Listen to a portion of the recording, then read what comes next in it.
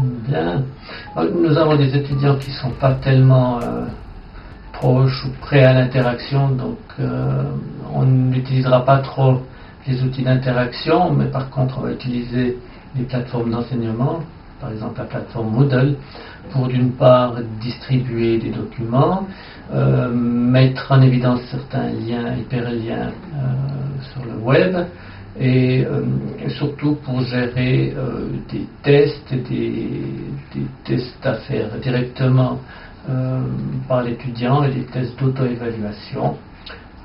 Nous avons également mis en place des didacticiels. Ça, c'est une grande part qui a été faite par les plateformes d'enseignement. Un deuxième emploi des ressources technologiques serait plutôt d'aller vers une distribution des documents support de cours script sous forme de e-book, de manière à ce que l'étudiant puisse visualiser son cours sur iPhone, sur iPad, y mettre des notes et éventuellement l'utiliser pour faire marcher des petits programmes qui compléteraient le cours.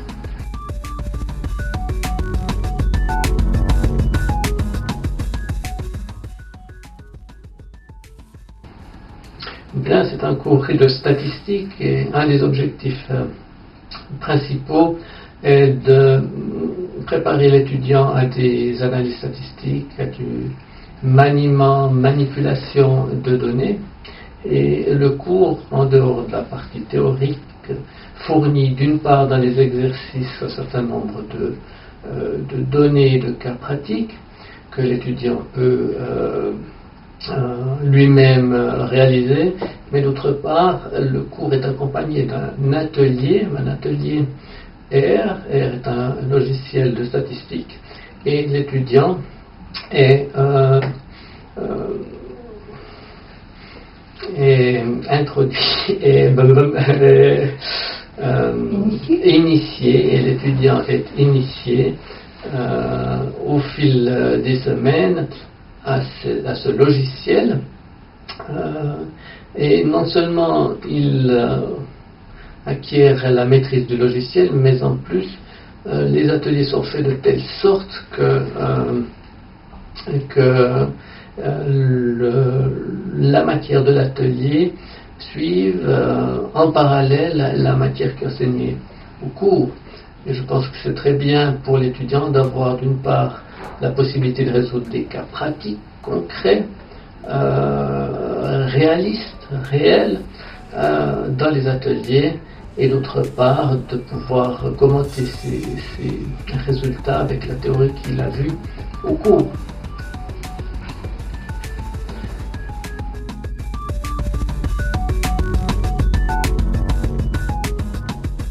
Alors je suis particulièrement fier d'avoir eu de bons échos suite à mes cours, notamment dans les évaluations que les étudiants ont faites de ces cours, mais aussi des étudiants qui sont allés suivre des masters dans d'autres universités m'ont par après dit qu'ils avaient en statistique, en économétrie, un bon niveau. L'orientation pratique que je donne aussi à mes cours leur permet également de réaliser eux-mêmes des petits projets, de travailler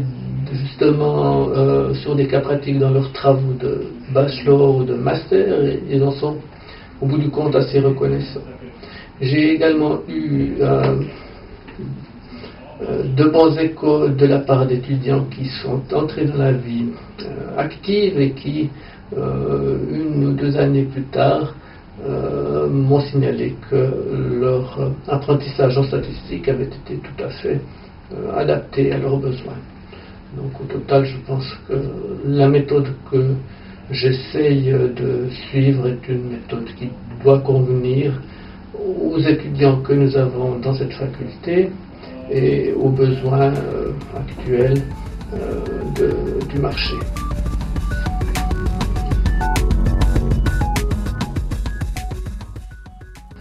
Bien,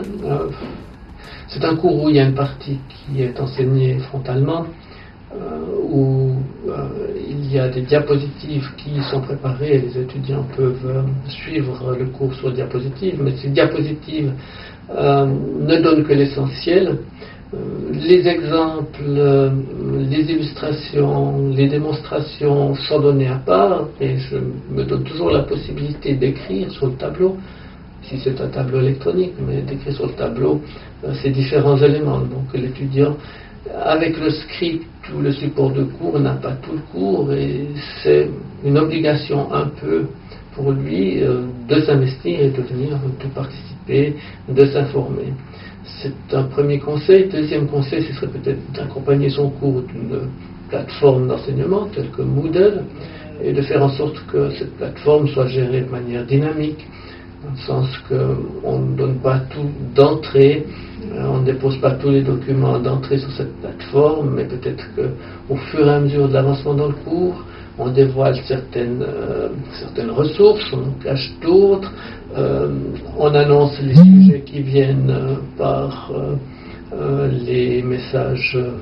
d'actualité, par le forum, et on fait au fur et à mesure de l'avancement du cours des tests d'auto-évaluation par exemple. De cette manière, l'étudiant a plus ou moins la possibilité d'avoir l'essentiel du cours sous forme de support. Il a la possibilité de digérer cela sous forme d'exercices et d'autres activités. Et finalement, au total, je pense qu'il a un cours qui au départ est frontal, mais qui devient un peu plus attractif vers la fin du semestre.